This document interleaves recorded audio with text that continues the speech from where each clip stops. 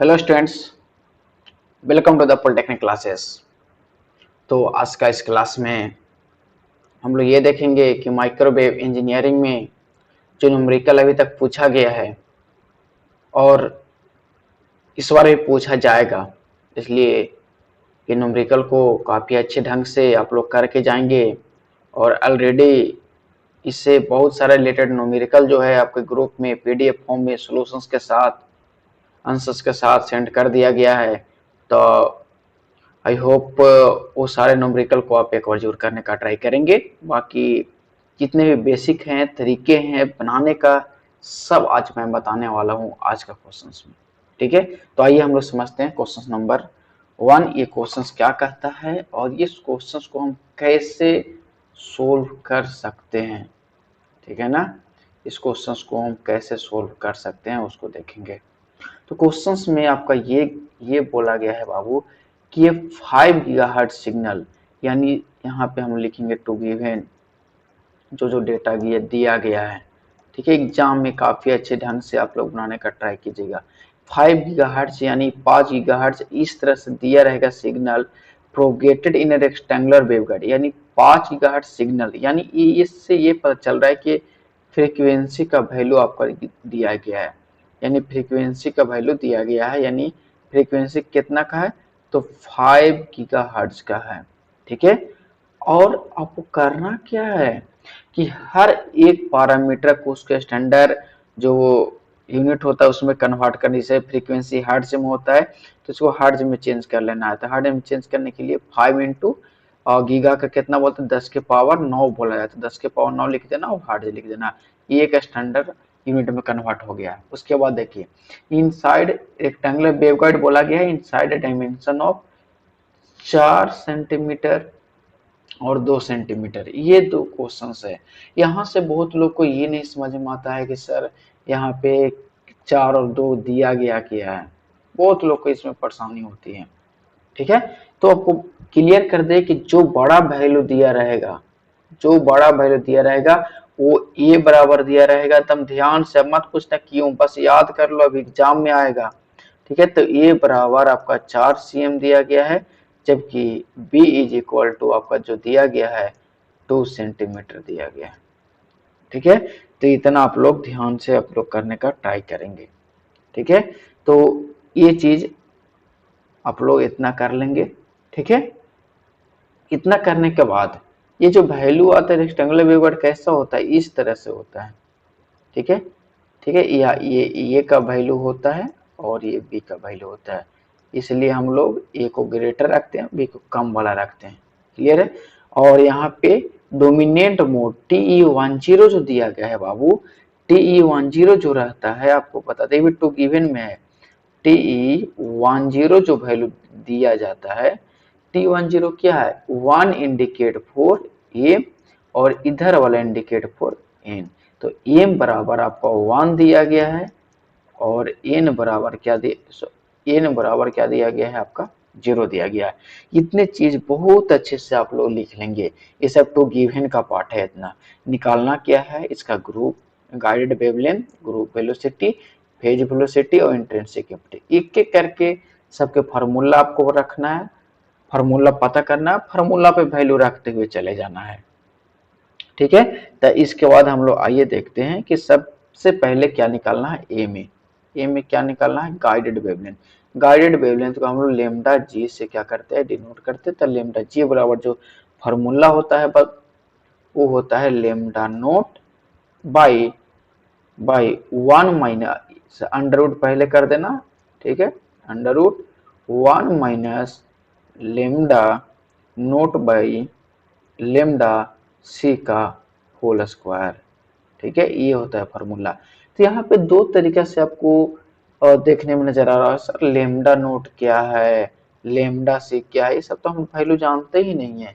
जब ये नहीं जानते तो कैसे कैसे निकालेंगे हम लोग लेमडा जी के वैल्यू, तो नहीं निकल पाएगा।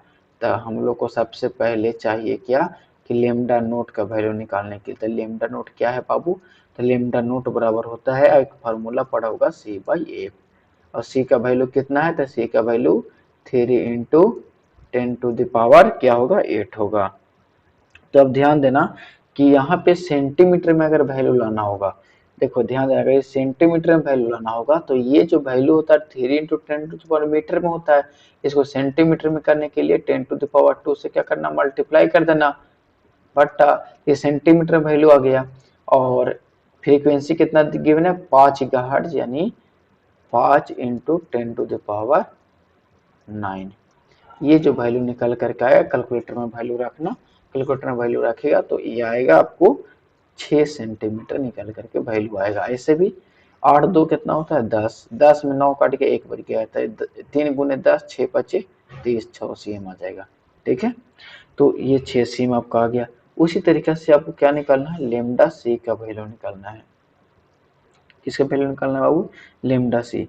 तो लेमडा सी बराबर होता क्या है, 2ab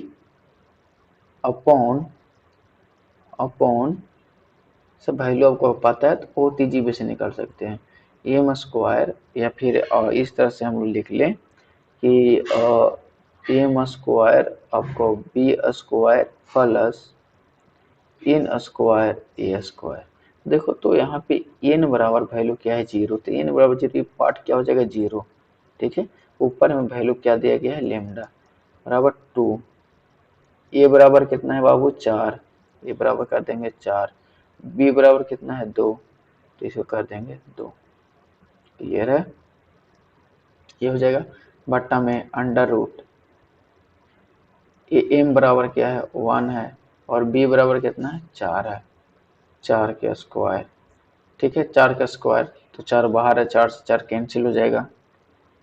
यहाँ पे ध्यान देना, यहाँ पे ए square N square A square होता है, तो यहाँ पे ए स्क्वायर के वैल्यू आपका 4 के स्क्वायर है, इनटू आपका क्या है एन स्क्वायर हो जाएगा। ध्यान देना यहाँ पे एम का वैल्यू कितना है बाबू, एम बराबर कितना है, एम बराबर 1 है, 1 के स्क्वायर, और बी बराबर 2 के स्क्वायर। देखो सॉरी गलती हो जाएगा ना, तो ये पार्ट आपका क्या हो गया है, 0 हो गया है कि एन बराबर 0 है, तो 2 के स्क्वायर यहाँ पे होगा, तो 2 के स्क्वायर 4, 2 बाहर आ जाएगा, तो कितना आ जाएगा 2 × 4 × 2, और रूट से बाहर कितना आएगा, 2 के स्क्वायर है तो 2 आएगा, 2 से 2 कैंसिल आउट हो जाएगा, ये आ जाएगा 8 सीएम। ठीक है, तो अब यहाँ के बाद आपको क्या आ गया, लेमडा सी भी पता हो गया और लेमडा नोट भी पता हो, तो यहाँ वैल्यू पुटअप कर देना, लेमडा जी बराबर, तो लेमडा नोट बराबर कितना है, तो लेमडा नोट बराबर 6 आया है, यहाँ पे 6 लिख देना, और 1 - 6 बाई लेमडा सी कितना है 8 आया है, 8 का होल स्क्वायर करके ओवरऑल अंडर रूट कर देना। ये जो वैल्यू कैलकुलेटर में तुरंत से रखना, कैलकुलेटर में वैल्यू रखिएगा तो तुरंत से वैल्यू क्या आ जाएगा, निकल जाएगा। तो कैलकुलेटर में वैल्यू जो आना है बाबू वो आएगा 9.71, 9.71। ठीक है, तो ये ध्यान देना, ये वैल्यू आ जाएगा, ये आपका पहला का आंसर हो जाएगा। उसी तरीके से ग्रुप वेलोसिटी निकाल लेना, उसी तरह से फेज वेलोसिटी, उसी तरह से इंट्रिंसिक इम्पीडेंस, सबका फार्मूला बताता है ग्रुप वेलोसिटी। अगर तो चलिए अब हम लोग देखते हैं बी में, तो बी में क्या निकालना है, ग्रुप वेलोसिटी। ग्रुप वेलोसिटी हम लोग कैसे लिखते हैं बाबू, तो ग्रुप वेलोसिटी को हम लोग लिखते हैं vg।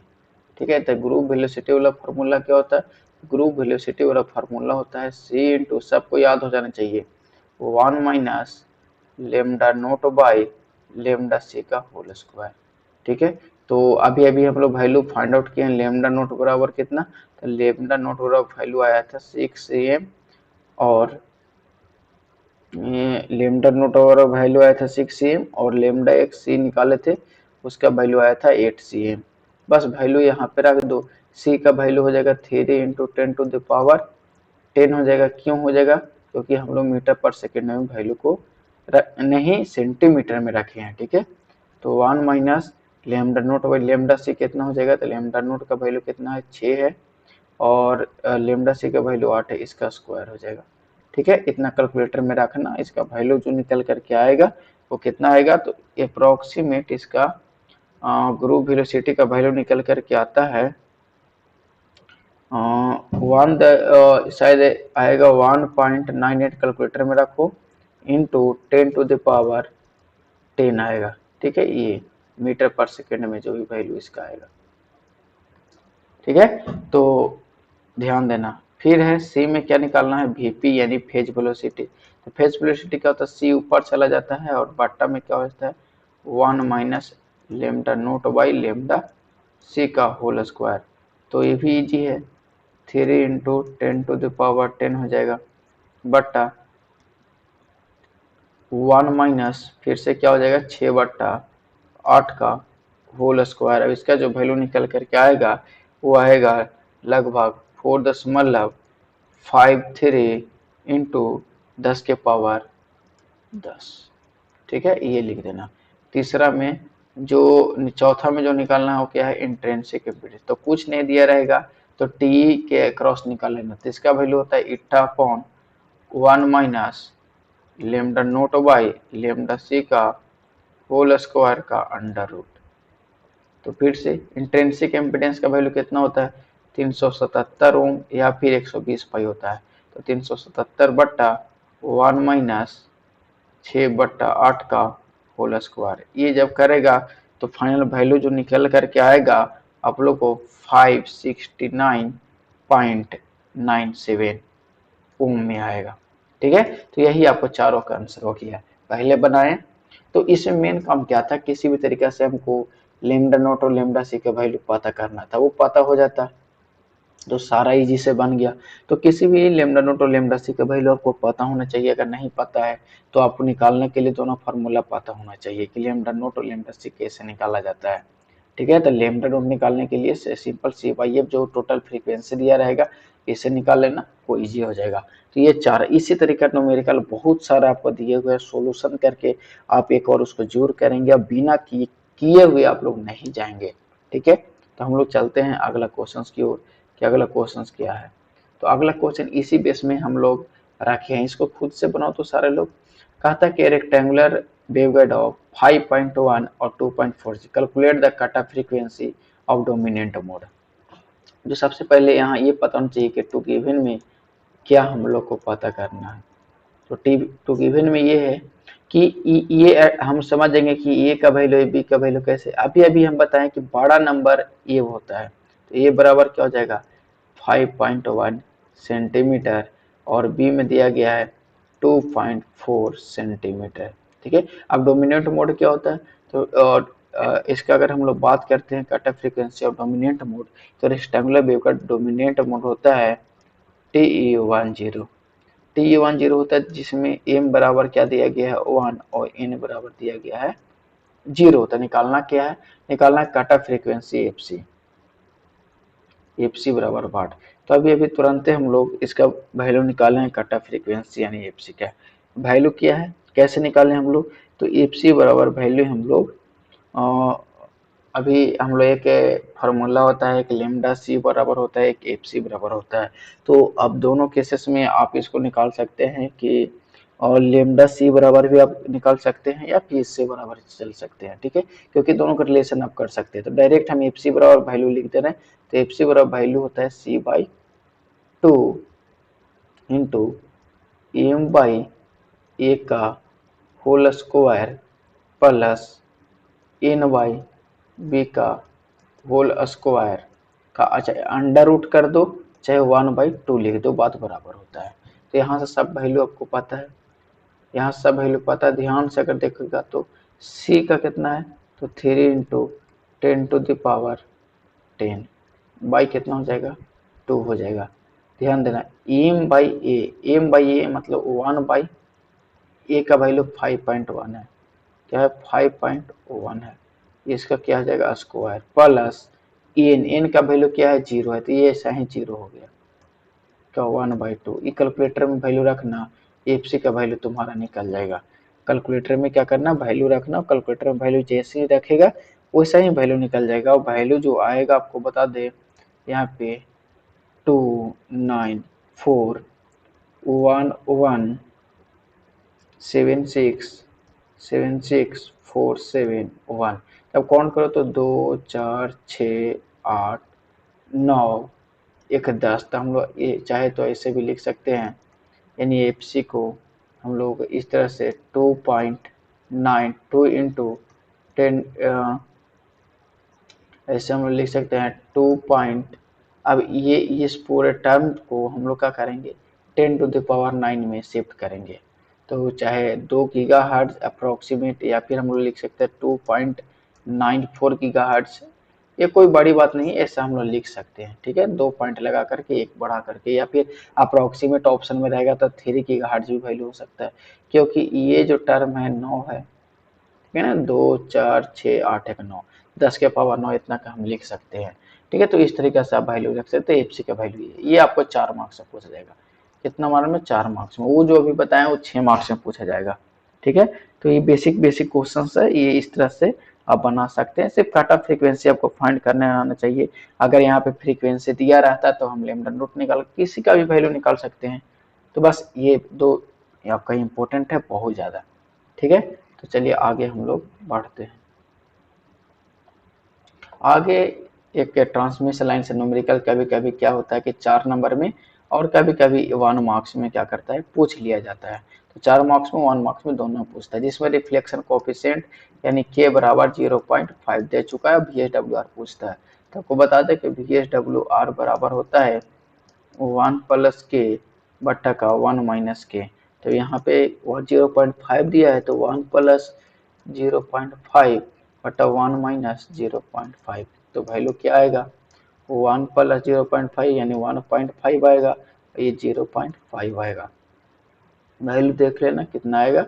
तो अगर हम लोग देखें तो यहाँ से 15 बट्टा 10 और 10 बट्टा क्या आ जाएगा 5 से 10 कैंसिल ही आ जाएगा 3, यानी 3 जो आएगा VSWR का वैल्यू आएगा वोल्टेज एंड वेव रेशियो का ये। तो कभी कभी ये पूछ लिया जाता है।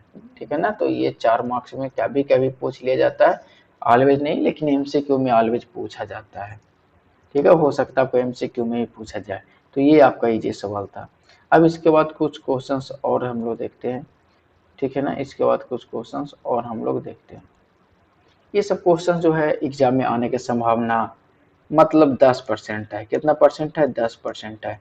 आ भी सकता है, ना भी आ सकता है। 10% चांसेस है आने के, 90% चांसेस है कि नहीं आएगा, 90% चांसेस है कि नहीं आएगा, लेकिन फिर भी हम लोग करके देखते हैं। ठीक है, और ये TWT है डायमीटर ऑफ टू, यानी यहाँ पे 2 मिलीमीटर डायमीटर दिया गया है, और इसको अगर हम लोग चेंज करें मीटर में तो 2 इंटू 10⁻³ मीटर हो जाएगा।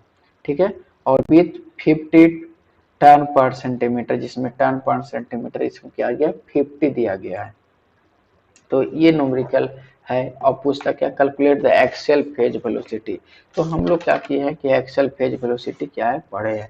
क्या पढ़े एक्सियल फेज वेलोसिटी यानी VP बराबर एक TWT में फॉर्मूला पढ़े हैं, जिसमें क्या पढ़े हैं कि C into pitch, C into pitch by circumference यानी 2πr पढ़े हैं। ये फॉर्मूला हम लोग पढ़े हैं। ठीक है, तो यहाँ से आपको ये वैल्यू दिया गया है। ठीक है, तो हम लोग जानते हैं ये चीज, ध्यान से देखेंगे तो आपको समझ में आ जाएगा। तो यहाँ पे डी का डायमीटर आपको दे दिया गया है हेलिक्स का। ठीक है, उस हेलिक्स में 5 टर्न रेशियो जो है कि 50 है। तो एक तरह से आपको ये पिच का वैल्यू दे दिया है। तो ये एक तरह से हम लोग नंबर ऑफ टर्न, पिच बराबर क्या होता है नंबर ऑफ टर्न होता है। ठीक है ना, ये याद रखिए, पिच बराबर होता है नंबर ऑफ टर्न, यानी 1 बाई क्या होता है 50 होता है। ठीक है, अब पर सेंटीमीटर में क्या दिया है तो इसको मीटर में क्या कर लेना, चेंज कर लेना। तो पिच का वैल्यू अगर हम लोग रखते हैं सेंटीमीटर में, या फिर इसको अगर हम लोग बदल करके मीटर में कर लेते हैं तो कितना हो जाएगा। तो ध्यान से देखो तो इसको अगर हम लोग भागा दें तो 0.02 हो जाएगा, इंटू 100 से मल्टीप्लाई कर देंगे तो मीटर में चेंज हो जाएगा। ठीक है, तो एक तरह से यहाँ से हम कितना वैल्यू लिख सकते हैं, यहाँ से ध्यान दो कि 2 इंटू 10⁻⁻² लिख सकते हैं क्या, सॉरी 10⁻² इंटू 10⁻, यहाँ पे ध्यान देना कैसे मैं बोल रहा हूँ, इस चीज़ को थोड़ा सा ध्यान देना, तो अगर नहीं ध्यान दिया तो सब गड़बड़ा जाएगा। फिर से मैं यहाँ पे समझा रहा हूँ, ध्यान से समझने का ट्राई करना। देखो 1/50 है, 1/50 को हम क्या लिख सकते हैं, अगर भाग दे इसको तो इसको 0.1 बार में देंगे तो 10 लगेगा, तो फिर एक 0 देंगे और 2 बार में 100 कट जाएगा, ये आ जाएगा, ये वैल्यू आ जाएगी आपका किस में, तो ये वैल्यू है आपका सेंटीमीटर में, किसी में सेंटीमीटर में, ये क्या है, ये वैल्यू है, ठीक है। और सेंटीमीटर से आपको बदलना है मीटर में, तब अगर आप कोई बोले कि 100 सेंटीमीटर में कितने मीटर होते हैं, तो आप बोलेंगे 1 मीटर, अगर 2 मीटर है तो इस तरह से। तो यहाँ पे इसको क्या करना पड़ेगा, 100 से आपको भागा देना पड़ेगा, 100 से भागा देंगे तो ये वैल्यू जो लिखा गया है, इसको अगर इस तरीका से हम लोग 1/50 लिखा गया था, ठीक है, तो इसको आप किस तरीके से लिख सकते हैं, तो अगर इसको हम इस तरीके से लिखे कि 2 × 10⁻², तो कोई दिक्कत है नहीं, यानी 2/100 लिखा गया है, 2/100 लिखा गया, और इंटू हम ये पूरा ओवरऑल वैल्यू को 100 से और भाग दे देते हैं, 100 से और भाग दे देते हैं, तो 100 से भाग देते तो मीटर में चेंज हो जाती है, 10⁻² कर देंगे, तो ओवरऑल क्या हो जाएगा, ओवरऑल हो जाएगा 2 × 10⁻⁻⁴। ये सब आना चाहिए आपको, ये वैल्यू आ गया अब मीटर में, तो ये सब आना चाहिए, अगर नहीं आता है सब कैलकुलेटिव पार्ट तो आप सीखिएगा। यानी हम ये बोल रहे हैं कि अगर कोई बोलता है कि 100 मीटर है, 100 सेंटीमीटर है, ठीक है, 100 सेंटीमीटर, इसको मीटर में भाग देना है, तो 100 से हम लोग भाग दे देंगे तो काट जाएगा, तो 1 मीटर आ गया सर। उसी तरीके से कितना है, तो 0.02 सेंटीमीटर है, मीटर में लाने के लिए क्या, तो 100 से भाग देंगे, 100 से भाग देंगे तो क्या होगा, 0.4 गो जीरो हो जाएगा, इधर 4 गो जीरो, 2 हो जाएगा, यही होगा ना, तो ये इतना है, तो इतना को अगर बट्टा में काट करके लिखिए तो 2/, हम लोग कितना लिख सकते, 2/2, 2 4 जीरो, यहाँ से देखें तो 1 2 3 4 जीरो, यहाँ से, ठीक है, तो ये 4 जीरो, तो यही 4 जीरो को हम लोग 2 × 10⁻⁴ तो लिख ही सकते हैं, बात समझ में आया, तो वही चीज यहाँ पे वैल्यू आपको क्या किया गया है, लिखा गया है, तो इस बात को आप लोग ध्यान देंगे, ठीक है। तो उसके बाद आगे का हम लोग प्रोसेस करते हैं, तो और क्या वैल्यू दिया गया, तो यहाँ आप लोग 2πr का वैल्यू कुछ यहाँ पे क्या मेंशन किया गया है, तब देखो 2πr यहाँ पे क्या होता है, सरकमफ्रेंस होता है, सरकमफ्रेंस बराबर क्या होता है, 2πr होता है, ठीक है। अब यहाँ से एक चीज आप बताओ कि सरकमफ्रेंस का वैल्यू यहाँ से आपको क्या करना है, फाइंड करना है, तो सरकमफ्रेंस का वैल्यू अगर आप फाइंड करते हैं बाबू, तो ये वैल्यू क्या होता है, तो यहाँ से देखो, तो पाई को पाई या फिर 2r को क्या डायमीटर बोला जा सकता है, क्योंकि वैल्यू डायमीटर का दिया गया है, तो हम क्यों इतना कैलकुलेशन करने जाएंगे, तो 2r को हम लोग डायमीटर, तो सरकमफ्रेंस बराबर क्या होता है, पाई डी होता है, पाई का वैल्यू पाई रहने दो, डी का वैल्यू कितना है, 2 × 10⁻³ 2 × 10⁻³ तो ये सरकमफ्रेंस का वैल्यू आ गया इतना, ठीक है। अब इसका सब वैल्यू जब हमको पता चलेंगे बाबू, तब इसको सारे वैल्यू यहाँ पे पुट कर दो, तो यहाँ जब सब वैल्यू पुट करेगा तो क्या होगा बताओ, तो यहाँ अगर सब वैल्यू पुट करते तो सी का वैल्यू क्या, 3 × 10⁻⁴ क्या हो जाएगा, 8 हो जाएगा, ठीक है। पीच का वैल्यू कितना आ गया, तो पीच का वैल्यू यहाँ पे कितना है, पाई इंटू इतना है, तो यहाँ पे तुम लिख सकते हो, पीच के वैल्यू ही नहीं से, तो सर पीच का वैल्यू कितना, 2 × 10⁻⁴ है, 2 × 10⁻⁴ है, बट पीच का वैल्यू क्या है, पाई इंटू पाई इंटू 2 × 10⁻³ यही है। अब इसको कैलकुलेटर में आप पूरा का वैल्यू रखिएगा, क्या कैलकुलेटर में पूरा का वैल्यू रखिएगा, तो यहाँ से वीपी का आपको क्या मिलेगा, वैल्यू निकलेगा, वीपी का वैल्यू जो निकलेगा वो बता दे आपको कितना निकलेगा, तो एक्चुअल कैलकुलेटर का वैल्यू जो आएगा 95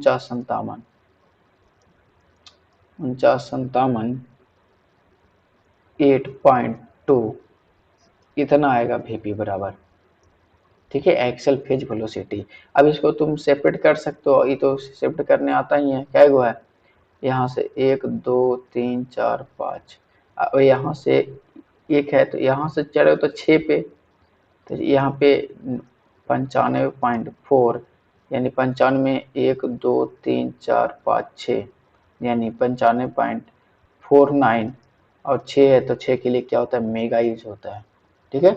तो या इस तरह से आप लोग कर सकते हैं, या इतना उन्हें 10⁶ भी कर सकते हो, ठीक है, या 95 उन्हें 10⁶ भी आप लोग कर सकते हो, कोई बड़ी बात ये सब नहीं है। तो ये सब कैलकुलेशन आपको आना चाहिए, ठीक है। फेज वेलोसिटी यहाँ पे है, तो फेज वेलोसिटी का यूनिट आपको यहाँ पे लिखना चाहिए,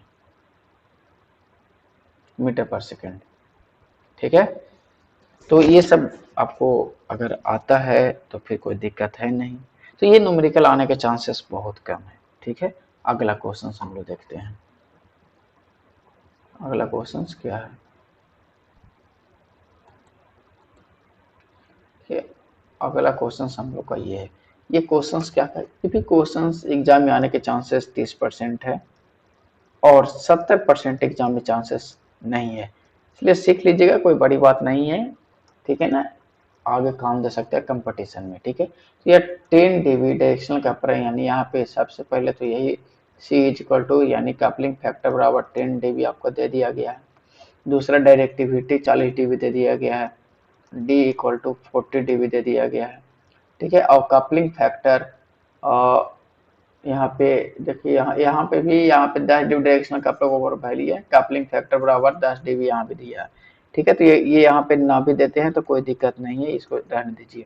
ये डायरेक्शनल कपलर है, डायरेक्टिविटी ऑफ मिस्टेक्स हो गया है। ये directional coupler directivity of 40 dB and coupling factor 10 dB। Input power यानी इनपुट पावर पी की बात कर रहा है। इनपुट पावर पोर्ट 1 से इनपुट पावर दिया जा रहा है जिसका वैल्यू है 10 मेगा वाट है, जिसको हम लोग 10 मिली वाट है, तो 10 इंटू 10⁻³ वाट भी हम लोग सेपरेट के लिए कर सकते हैं। तो आपको निकालना क्या है, पोर्ट 2, पोर्ट 3 और पोर्ट 4। तो हम लोग डायरेक्शनल कपलर जो बनाते हैं बाबू, इस तरीके से बनाते हैं, यही बनाते हैं। ये पोर्ट 1 होता है, ये पोर्ट 2 होता है, ये आपका पोर्ट 3 इसको भी मान सकते हो और पोर्ट 4 इसको मान सकते हो, ठीक है। यहाँ पे इंसिडेंट पावर पी होता है, यहाँ पे रिसीव्ड पावर होता है, यानी पीएफ होता है, फॉरवर्ड पावर होता है, यहाँ पे पीबी होता है, बैक पावर। यहाँ से हम इनपुट दे रहे हैं, ठीक है। इनपुट दे रहे हैं तो सीधा ये आउटपुट रिसीव पावर हो जाएगा, कुछ इधर हो जाएगा और कुछ आपका बैक पावर चला जाएगा। तो यही वैल्यू आपको निकालना है कि पोर्ट 2 पर कितना रिसीव्ड होगा और पीबी पर कितना और पीएफ कितना होगा। तो ये करने के लिए हमको सिंपल फार्मूला हम लोग चलेंगे, वो कैसे कर सकते हैं। तो सबसे सिंपल ये है कि हम लोग जो वैल्यू दिया गया है यहाँ पे, अगर कपलिंग फैक्टर वाला फार्मूला हम जानते हैं, कपलिंग फैक्टर बराबर क्या होता है, तो कपलिंग फैक्टर बराबर होता है 10 log पी आई बाई क्या होता है, पी एफ होता है, ठीक है। यहाँ से सबका वैल्यू आपको पता है, ठीक है। यहाँ पे सी का वैल्यू कितना है, 10 पता है। यहाँ पे 10 log P I by P I का वैल्यू कितना है, 10 मिली वाट, 10 मिली वाट ही लिखते हैं अभी, बाई पी एफ का। तब यहाँ से पी एफ का वैल्यू निकाल लो, तो ये 10 से 10 देखो कट जाएगा, तो पी एफ बराबर क्या हो जाएगा, यहाँ 1 है कुछ नहीं, तो पी एफ बराबर हो जाएगा anti log 1, anti log 1 into, देखिए तो यहाँ से अगर ध्यान से देखिए कि इस पूरे वैल्यू को अगर हम लोग x मान लें, तो x मान लें तो ये एंटी लॉग हो जाएगा। तो एंटी लॉग बराबर यहाँ से करेंगे तो 10 बटे इतना, तो पी एफ इंटू इतना होगा। 1 मिनट ध्यान दीजिएगा, देखिए यहाँ पे मिस्टेक हो गया। आप लोग एंटी लॉग का वैल्यू सबको निकालने आता है ना, चलिए ध्यान से देखिएगा। 1/1 सेपरेट करें, यहाँ पे 1 है, 1 है, यहाँ पे कितना लॉग बच गया, लॉग यहाँ पे सिंपली अभी यही रखो P I by P, calculation tough नहीं करो, ठीक है। और इस पूरे वैल्यू को सपोज डेट हम x मानते हैं, ठीक है। तो x बराबर क्या लिख सकते हैं बाबू, x बराबर हम लिख सकते हैं एंटी लॉग 1 लिख सकते हैं कि नहीं लिख सकते हैं, हाँ सर लिख सकते हैं। x बराबर यहाँ पे जो माने वो लिख दो, तो यहाँ माने पी आई बाई क्या माने हैं, पी एफ माने हैं, बराबर एंटी लॉग 1 का वैल्यू कितना होता है, 10 होता है। तो इस तरीके से यहाँ से अगर पी ए बराबर हम लोग देखें तो पी आई बाई क्या हो जाएगा, 10 हो जाएगा। और पी आई का वैल्यू कितना है, तो 10 मिली वाट, 10 मिली वाट है बाई 10, 10 से 10 खत्म हो गया, तो पी ए बराबर कितना आ गया, 1 मिली वाट आ गया। तो पी ए बराबर क्या आ गया, 1 मिली वाट आ गया, ठीक है। उसी तरीके से हम आगे का वैल्यू करेंगे, ठीक है। तो इतना आप लोग नोट डाउन करेंगे, आगे हम यहाँ पे लिखते हैं, सभी लोग नोट डाउन करेंगे, आगे का वैल्यू आपको बता रहे हैं। तो ये देखिए सारा न्यूमेरिकल इजी होता है, बस आपको यूटिलाइज जो बताया गया वो करने आना चाहिए।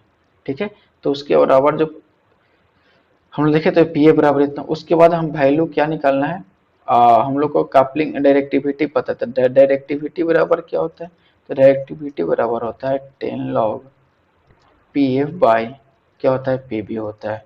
तब बताओ कि यहाँ से हमको पी एफ का वैल्यू पता है यहाँ बाबू, तो यहाँ से पी बी का पता करना है। तब पी बी बराबर डायरेक्ट हम लोग देखें तो क्या हो सकता है, तो यहाँ पे डायरेक्टिविटी दिया है 40, तो 40 बराबर 10 लॉग इसको मान लो x, मान लेते हैं कि इस पूरे वैल्यू बराबर x, तो यहाँ से कितना आ गया, 4 आ गया।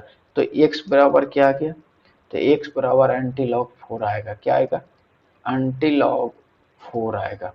ठीक है, तो x बराबर यहाँ पे हम लोग क्या क्या लिख सकते हैं, फिर वही P A by P B, क्या लिख सकते हैं, P A by P B.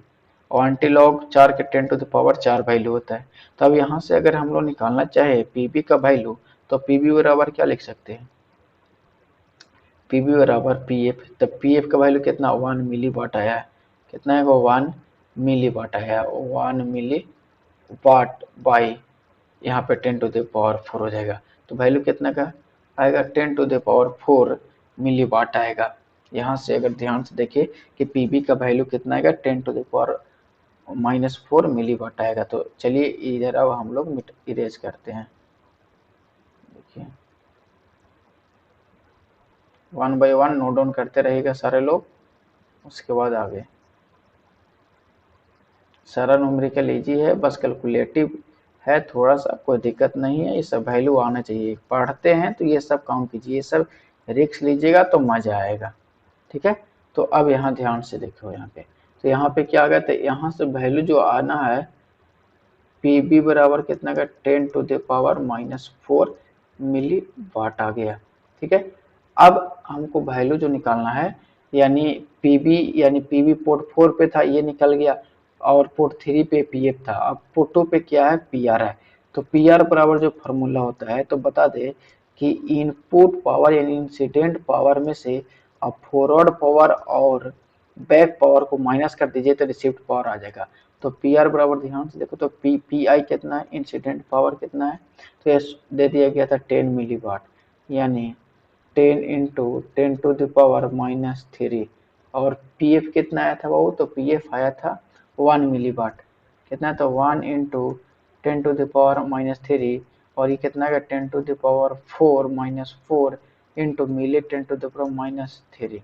ठीक है, यहाँ से कैलकुलेशन कैलकुलेटर में रखना, कैलकुलेटर में रखेगा तो पी आर का जो वैल्यू आपको निकल करके आएगा, क्या रिसीव्ड पावर का क्या निकल के आएगा जो वैल्यू, तो देखो तो ध्यान से 10 के पावर 3 और यहाँ पे 10 के पावर -7 है, तो 10 के पावर 3 और -7 है, तो यहाँ अप्रोक्सीमेट जो इस करके निकल करके आएगा वैल्यू 8.9 मिली वाट, यानी 10 टू द पावर -3 वाट आएगा। ठीक है, तो यही आपका क्या है, तीनों का आपको आंसर हो जाएगा, P R P A P B का। ठीक है, यहाँ पे जो भी पोर्ट पे आ रहा है, तो ये आंसर आप लोग एक आंसर आपको यहाँ पे ये हो जाएगा, आपको अलग पेन से करके दिखा दे रहा है।